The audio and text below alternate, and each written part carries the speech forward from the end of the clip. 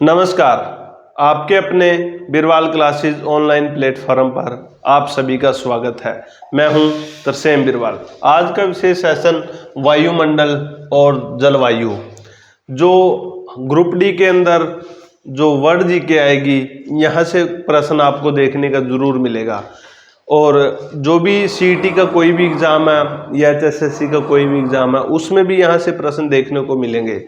अगर स्टेट में जो जिसके पास हिस्ट्री सब्जेक्ट है, यहाँ से प्रश्न उसको भी देखने को मिलेंगे।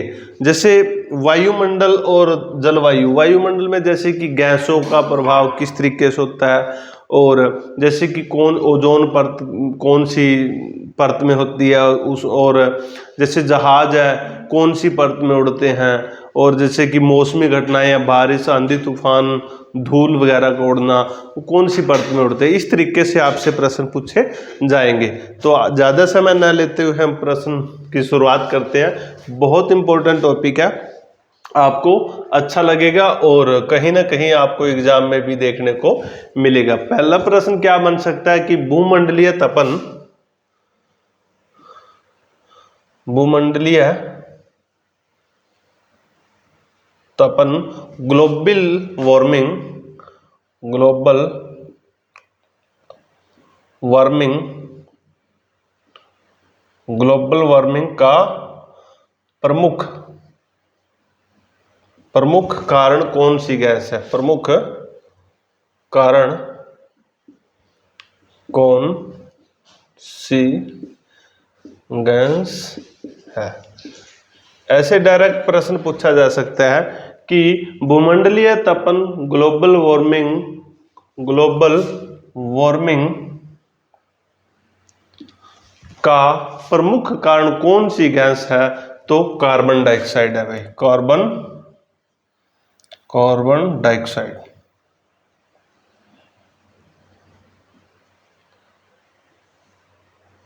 बहुत इंपॉर्टेंट प्रश्न है कार्बन डाइऑक्साइड। उसके बाद है प्रश्न क्या पूछा जा सकता है, हिमताप के रूप में वर्षा होती है। हिमताप के रूप में वर्षा कहाँ होती है। हिम ताप के रूप में वर्षा होती है। तो हिमताप के रूप में वर्षा कहाँ होती है। तो ध्रुवीय क्षेत्रों पर, ध्रुवीय क्षेत्रों में।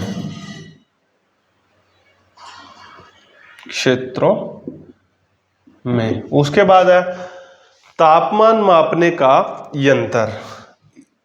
वायुमंडलीय और जलवायु से इस तरीके के प्रश्न बनेंगे, कहीं ना कहीं एग्जाम में आए हुए प्रश्न है और आगे भी इसी तरीके से देखने को मिलेंगे। तो तापमान मापने का यंत्र बहुत इंपॉर्टेंट प्रश्न है। तापमान मापने का यंत्र तो कौन सा होता है। थर्मामीटर,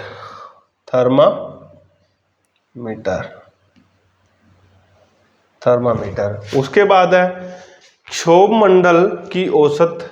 जो क्षोभ मंडल होता है जिसमें मौसमी घटनाएं होती हैं, वर्षा, तूफान, आंधी का आना, वो क्षोभ मंडल होता है। उसमें क्या है, क्षोभ मंडल की औसत ऊंचाई कितनी होती है। क्षोभ मंडल की औसत ऊंचाई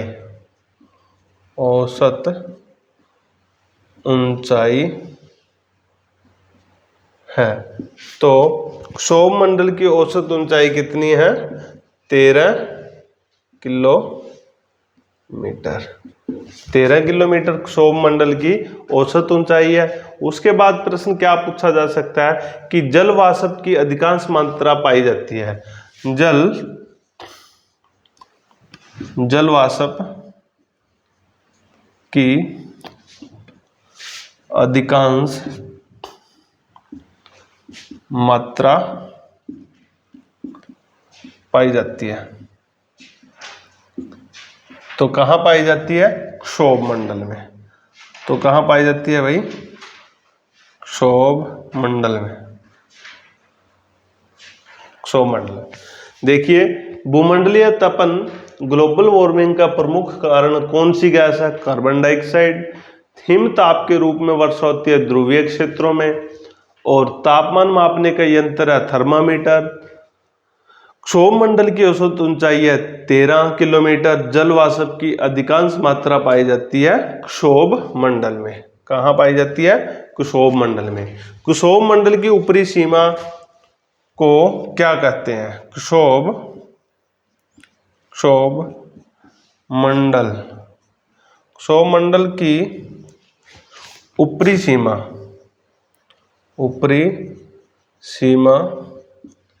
को क्षोभ कहा जाता है। क्षोभ मंडल की प्रश्न पूछा जा सकता है, क्षोभ मंडल की ऊपरी सीमा को क्या कहा जाता है? क्षोभ कहा जाता है। जहां किसी भी प्रकार की मौसमी घटना घटित नहीं होती। जहां किसी भी प्रकार की मौसमी घटना घटित नहीं होती। डायरेक्ट प्रश्न पूछा जा सकता है कि क्षोभ मंडल की ऊपरी सीमा को क्या कहते हैं? क्षोभ मंडल।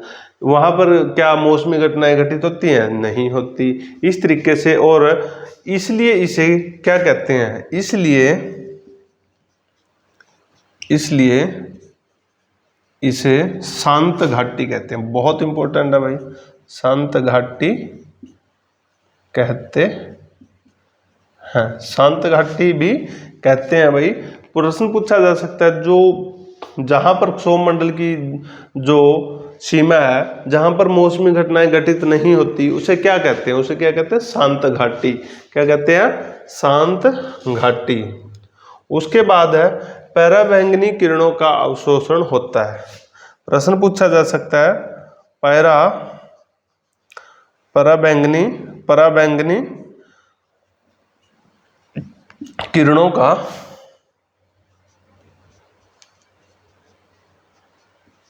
पराबैंगनी किरणों का अवशोषण होता है। अवशोषण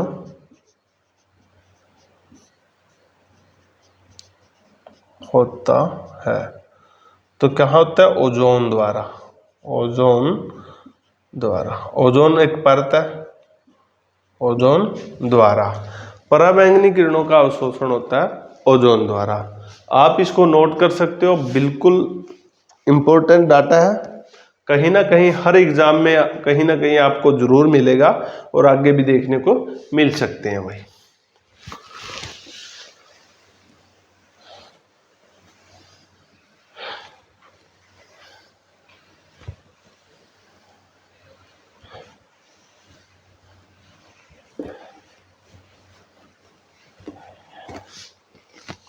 उसके बाद है उष्णकटिबंधीय चक्रवात।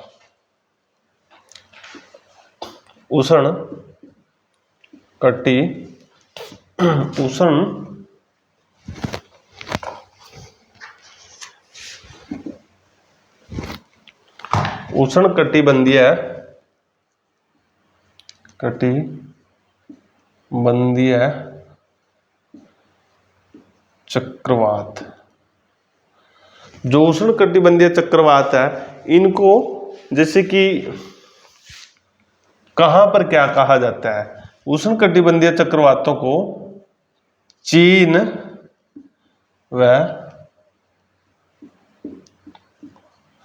व जापान में, यानी कि उष्णकटिबंधीय चक्रवातों को चीन व जापान में क्या कहा जाता है? तो चीन व जापान में टायफून कहा जाता है।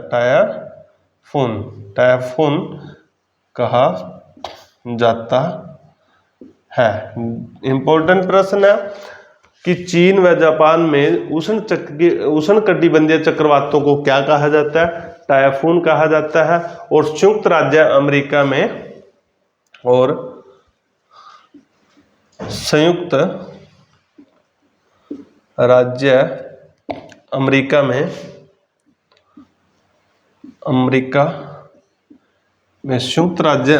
में में इसे हरिकेन कहा जाता है। हरिकेन पूछा जा सकता है। हरिकेन उष्णकटिबंधीय चक्रवात कहाँ आते हैं? संयुक्त राज्य अमेरिका में, टाइफून चीन व जापान में, और ऑस्ट्रेलिया में, ऑस्ट्रेलिया और ऑस्ट्रेलिया में इनको क्या कहा जाता है? विली विलीज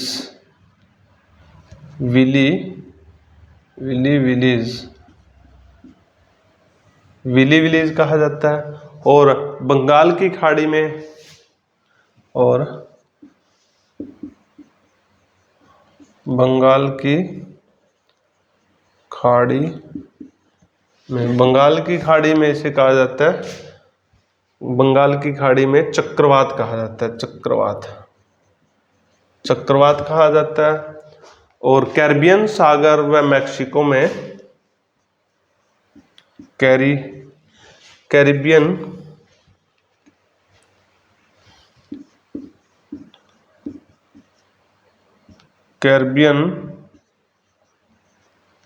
सागर व मैक्सिको में इसे टोर्नेडो कहा जाता है। टोर्नेडो कहा जाता है। बहुत इंपॉर्टेंट प्रश्न है। चीन व जापान में टाइफून कहा जाता है उष्णकटिबंधीय चक्रवातों को। प्रश्न पूछा जा सकता है, उष्णकटिबंधीय चक्रवातों को संयुक्त राज्य अमेरिका में क्या कहा जाता है? हरिकेन कहा जाता है। उष्णकटिबंधीय चक्रवातों को ऑस्ट्रेलिया में क्या कहा जाता है? विलीज कहा जाता है। उष्णकटिबंधीय चक्रवातों को बंगाल की खाड़ी में क्या कहा जाता है? चक्रवात कहा जाता है। उष्णकटिबंधीय चक्रवात को कैरिबियन सागर में व मैक्सिको में क्या कहा जाता है? टोर्नेडो। डायरेक्ट क्वेश्चन पूछा जा सकता है, टोर्नेडो का संबंध किससे है? कैरिबियन सागर व मैक्सिको से। चक्रवात का संबंध किससे है? बंगाल की खाड़ी से।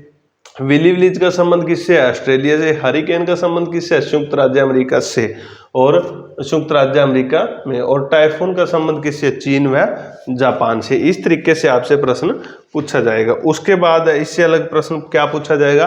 प्रतिचक्रवात शब्द का, प्रतिचक्रवात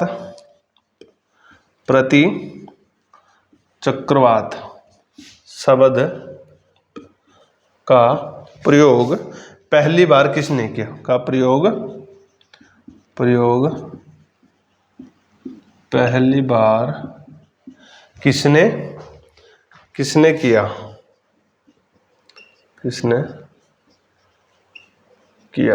तो किसने किया? एफ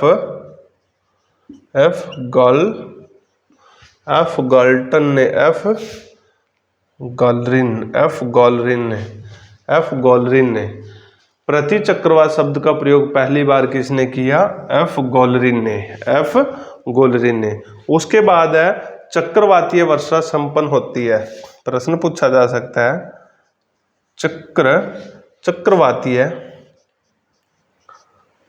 चक्रवातीय वर्षा संपन्न होती है।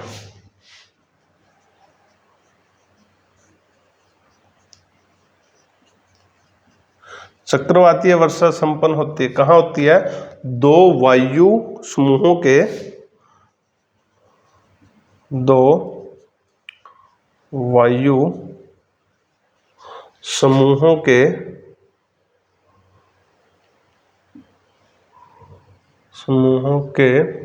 अभिसर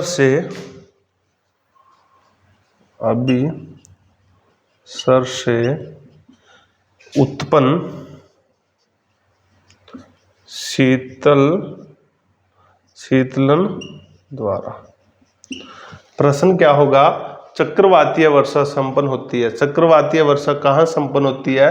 दो वायु समूहों के अभिसर से उत्पन्न शीतलन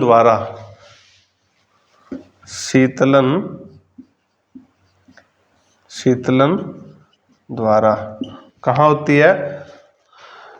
अभिसर से उत्पन्न शीतलन द्वारा। तो आप इसे नोट कर सकते हो, बहुत इंपॉर्टेंट डाटा है भाई।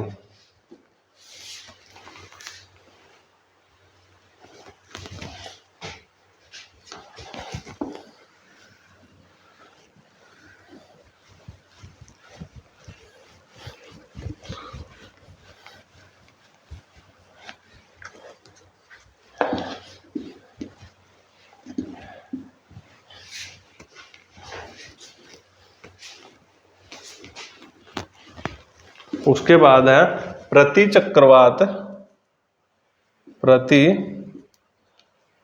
चक्रवात की विशेषता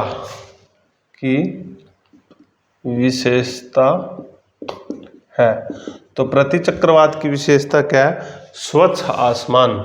स्वच्छ मतलब साफ सुथरा, स्वच्छ आसमान, जहाँ पर कोई भी मौसमी घटनाएं, वर्षा और तूफान इत्यादि नहीं आते। तो प्रति चक्रवात की क्या विशेषता है? स्वच्छ आसमान होती है भाई।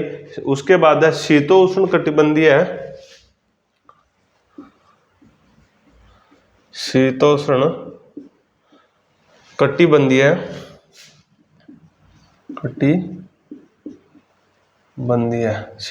कटिबंधीय चक्रवात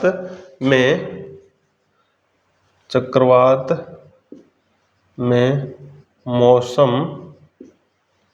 होता है। तो कैसा होता है? शीतोष्ण कटिबंधीय चक्रवातों में मौसम कैसा होता है? शीतल एवं परिवर्तनशील। शीतल एवं परिवर्तनशील भाई, शीतल एवं परिवर्तनशील। उसके बाद है वाताग्र के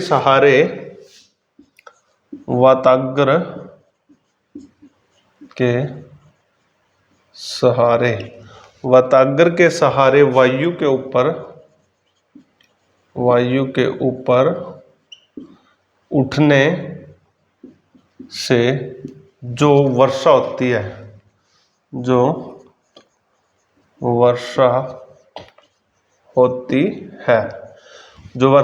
वो कौन सी होती है? वो चक्रवातीय वर्षा।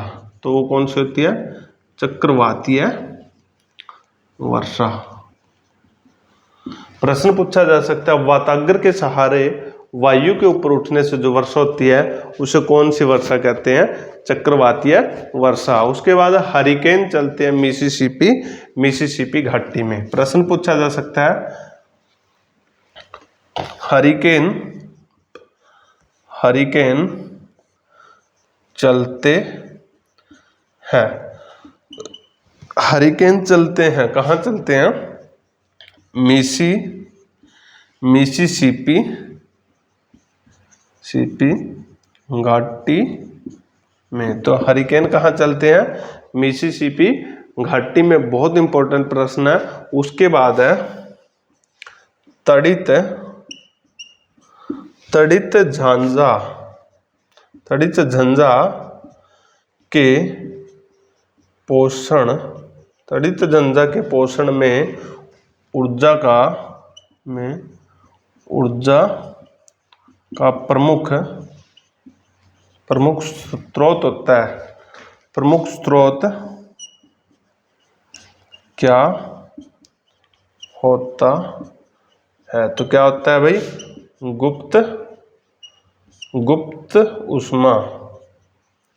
गुप्त उष्मा होता है भाई। प्रश्न बहुत इंपॉर्टेंट है।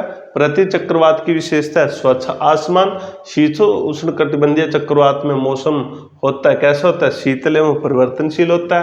वाताग्र के सहारे वायु के ऊपर उठने से जो वर्षा होती है उसे चक्रवातीय वर्षा कहते हैं। हरिकेन चलते हैं मिसिसिपी घाटी में। तड़ित झंझा के पोषण में ऊर्जा का प्रमुख स्रोत क्या होता है? तो क्या होता है? गुप्त उष्मा। उसके बाद है चक्रवात की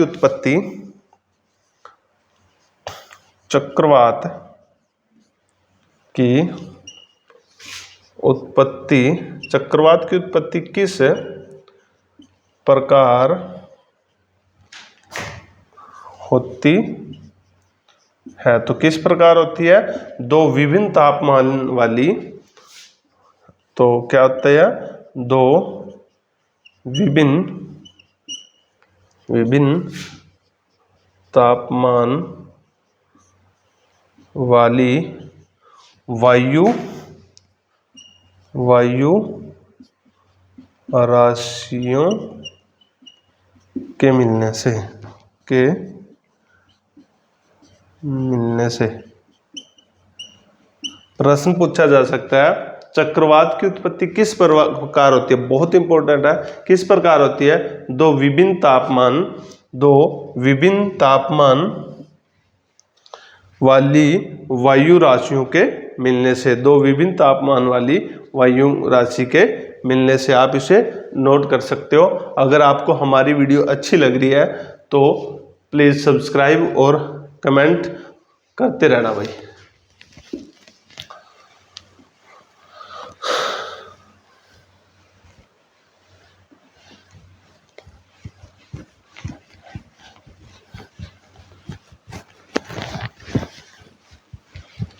उसके बाद प्रश्न क्या बनता है? चक्रवात का शीत क्षेत्र शांत क्षेत्र क्या कहलाता है? चक्रवात का शांत क्षेत्र क्या कहलाता है? प्रश्न क्या बनता है? चक्रवात का शांत क्षेत्र क्या कहलाता है? तो क्या कहलाता है? चक्षु। क्या कहलाता है? चक्षु। उसके बाद है प्रति चक्रवात में वायु दाब कहाँ अधिक होता है? प्रति चक्रवात में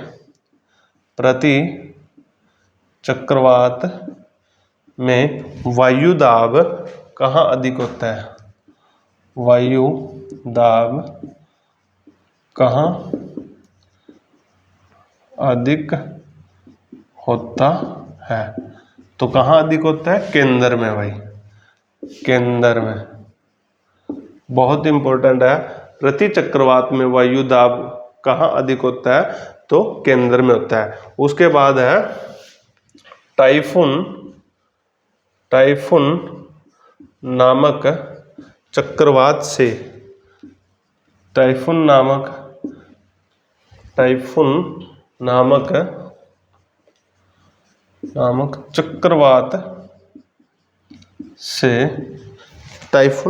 चक्रवात से कौन सा क्षेत्र प्रभावित होता है? कौन सा क्षेत्र प्रभावित होता है? तो कौन सा होता है भाई? चीन सागर। कौन सा होता है? चीन सागर। चीन सागर प्रभावित होता है। उसके बाद है चक्रवातों में हवाओं की दिशा, चक्रवातों में हवाओं की दिशा, चक्रवातों में हवाओं की दिशा दक्षिण गोलार्ध में रहती है। दक्षिण गोलार्ध में रहती है। तो कहाँ रहती है? घड़ी की सुई के अनुसार, घड़ी की सुई के अनुसार। चक्रवातों में हवाओं की दिशा दक्षिण गोलार्ध में रहती है, घड़ी की। आप इसे नोट कर सकते हो, बहुत इंपॉर्टेंट डाटा है भाई। इसके बाद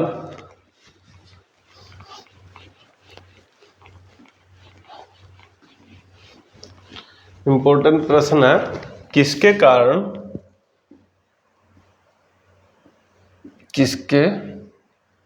कारण पृथ्वी के धरातल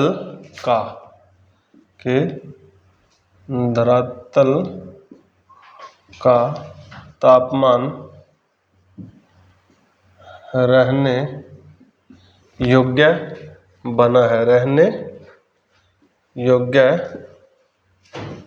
बना है? तो किसके कारण पृथ्वी के धरातल का तापमान रहने योग्य बना है? वायुमंडल के भाई, वायुमंडल के कारण। उसके बाद है वायुमंडल का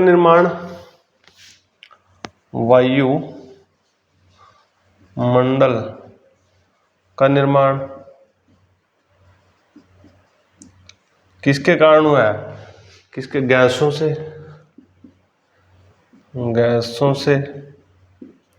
जल वाष्प से और धूल कणों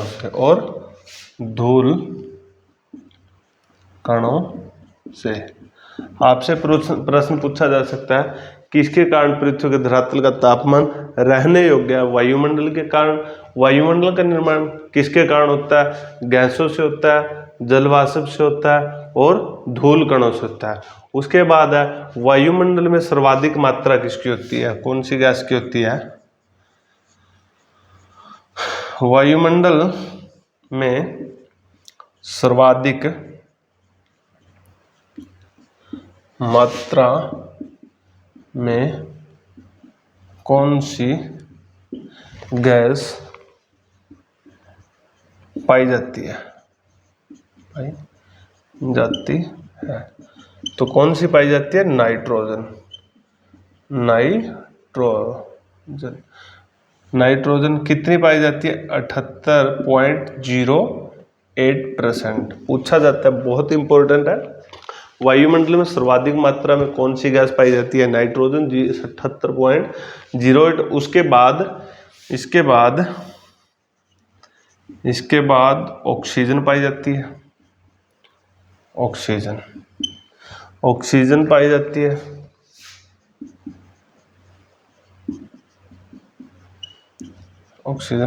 है। यही प्रश्न पूछा जा सकता है, या फिर ये पूछा जा सकता है कितनी पाई जाती है नाइट्रोजन, और सबसे ज्यादा कौन सी पाई जाती है, या दूसरे नंबर पर कौन सी पाई जाती है, ऑक्सीजन पाई जाती है। उसके बाद है प्रश्न, वायुमंडल की सबसे निचली एवं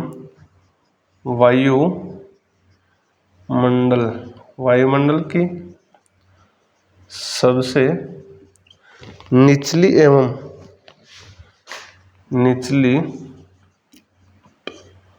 एवं महत्वपूर्ण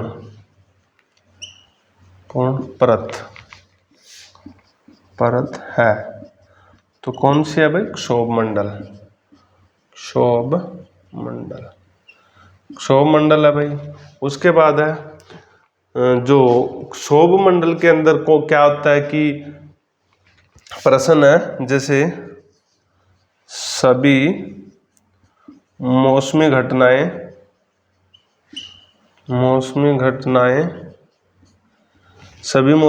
कौन सी, जैसे आंधी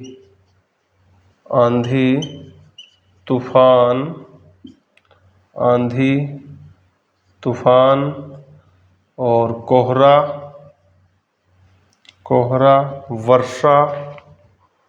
वर्षा,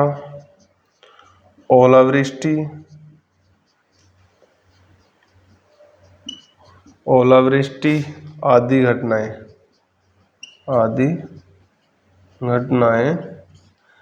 ये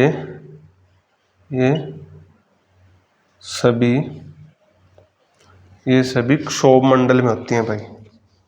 क्षोभ मंडल में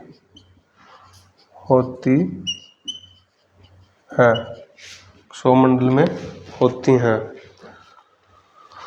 सभी मौसम घटनाएं, आंधी तूफान, कोहरा, वर्षा से आपसे प्रश्न पूछे जा सकते हैं, जैसे कि किसके कारण पृथ्वी के धरातल का तापमान रहने योग्य बना। वायुमंडल का निर्माण किससे होता है, गैसों से, जल वाष्प से, धूल कणों से। वायुमंडल में सर्वाधिक मात्रा कौन सी गैस की पाई जाती है, नाइट्रोजन की। उसके बाद ऑक्सीजन की। वायुमंडल की सबसे निचली एवं महत्वपूर्ण परत कौन सी है, क्षोभ मंडल। सभी मौसमी घटनाएं, आंधी तूफान, कोहरा, वर्षा, ओलावृष्टि आदि घटनाएं, ये सभी क्षोभ मंडल में होती हैं। इस तरीके से आपसे प्रश्न, इनमें से कोई एक प्रश्न पूछा जा सकता है कि तूफान और आंधी कौन सी परत में आती है, क्षोभ मंडल में, और जो ओलावृष्टि और वर्षा कौन सी परत में है, तो ये भी क्षोभ मंडल में। इस तरीके से अलग से प्रश्न पूछा जा सकता है, आप इसे नोट कर सकते हो।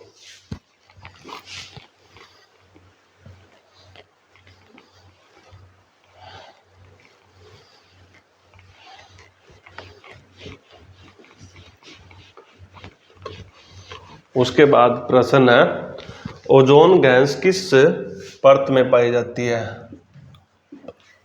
ओजोन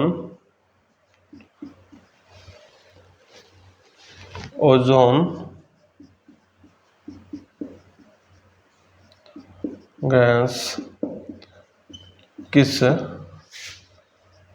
परत में पाई जाती है? तो ओजोन गैस किस परत में पाई जाती है? समताप मंडल में। समताप मंडल में। बहुत इंपॉर्टेंट प्रश्न है भाई। ओजोन गैस किस परत में पाई जाती है? समताप मंडल में। उसके बाद है वायुयान यानी जहाज। वायुयान किस परत में उड़ते हैं? तो किस परत में उड़ते हैं? समताप मंडल में। समताप मंडल में। तो वायुयान किस परत में उड़ते हैं? समताप मंडल में। उसके बाद है जैसे कि जो परतें हैं, सबसे पहली कौन सी परत होती है, उसके बाद कौन सी होती है, मध्य पूछा जा सकता है कि मध्य की परत कौन सी है, ये सबसे लास्ट की परत कौन सी है, सबसे पहले की परत कौन सी है, इस तरीके से पूछा जा सकता है। तो जो सबसे पहले परत होती है वो क्षोभ मंडल होती है। सबसे पहले क्षोभ मंडल होती है। उसके बाद है समताप मंडल। उसके बाद है मध्य मंडल।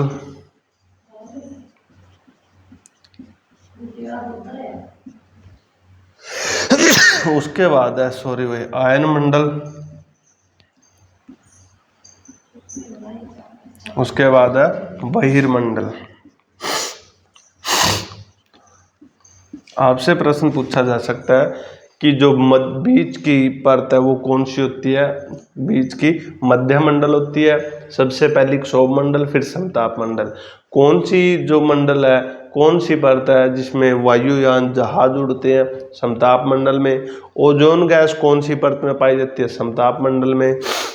और जैसे मौसमी घटनाएं, आंधी तूफान किस परत में आते हैं? क्षोभ मंडल में। और इस जैसे कुछ ऐसे एक होता है कि जो रेडियो तरंगे होती है वो कौन सी परत में होती है? बहिर्मंडल परत में होती है। इस तरीके से आपसे प्रश्न पूछा जाएगा। उसके बाद है सर्वाधिक तापमान को कहाँ होता है?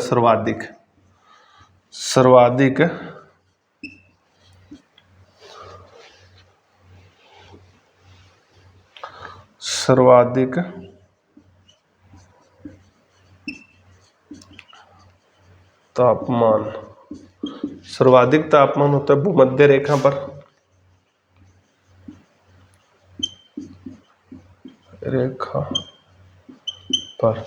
मुख्य रूप से हीलियम व हाइड्रोजन गैस किस परत में पाई जाती है? ये प्रश्न पूछा जा सकता है। मुख्य रूप से हीलियम व हाइड्रोजन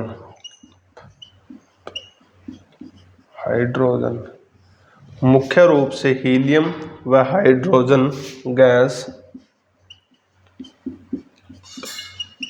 किस परत में पाई जाती है? तो किस परत में पाई जाती है? बहिर्मंडल में।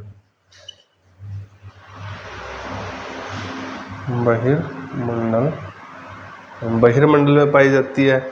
उसके बाद प्रश्न पूछा जा सकता है कि जो वायु की दिशा बताने वाला यंत्र कौन सा होता है? वायु की दिशा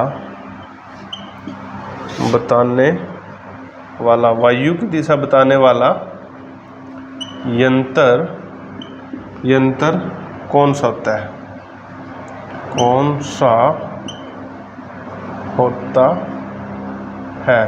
तो वायु की दिशा बताने वाला यंत्र कौन सा होता है? तो कौन सा होता है? वायु दिक्सूचक। दिक्सूचक। इस तरीके से आपसे ये प्रश्न पूछे जाएंगे। ओजोन गैस किस परत में पाई जाती है? समताप मंडल में। वायुयान किस परत में उड़ते हैं? समताप मंडल में। क्षोभ मंडल, समताप मंडल, मध्य मंडल, आयन मंडल, बहिर्मंडल, ये लगातार परतें होती हैं। बीच की परत पूछा जा सकता है, पहली परत पूछा जा सकता है, लास्ट की परत पूछा जा सकता है। सर्वाधिक तापमान भूमध्य रेखा पर होता है। मुख्य रूप से हीलियम और हाइड्रोजन गैस किस परत में पाई जाती है? बहिर्मंडल में। वायु की दिशा बताने वाला यंत्र कौन सा होता है? तो वायु की दिशा बताने वाला यंत्र वायु दिक्सूचक होता है। आप इसे नोट कर सकते हो भाई।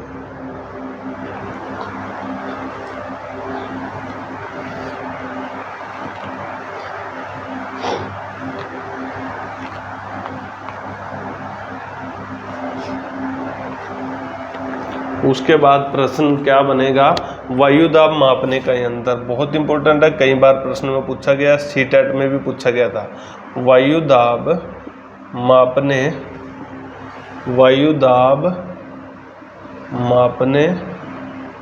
वाला यंत्र। तो वायु दाब मापने वाला यंत्र कौन सा होता है? बैरोमीटर।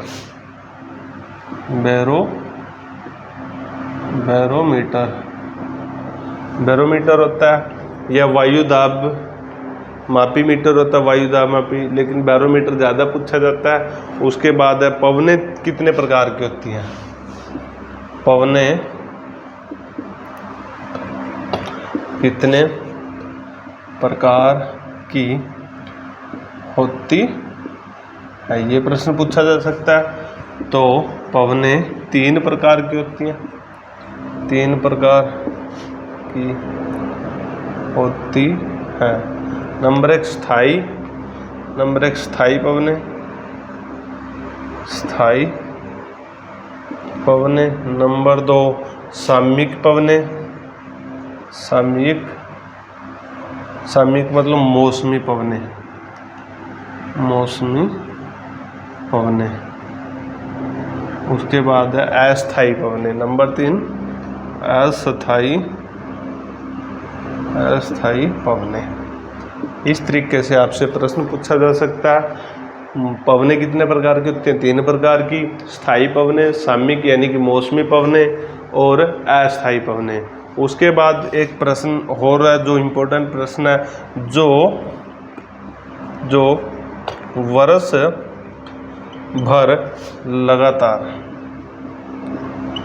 वर्ष भर लगातार एक ही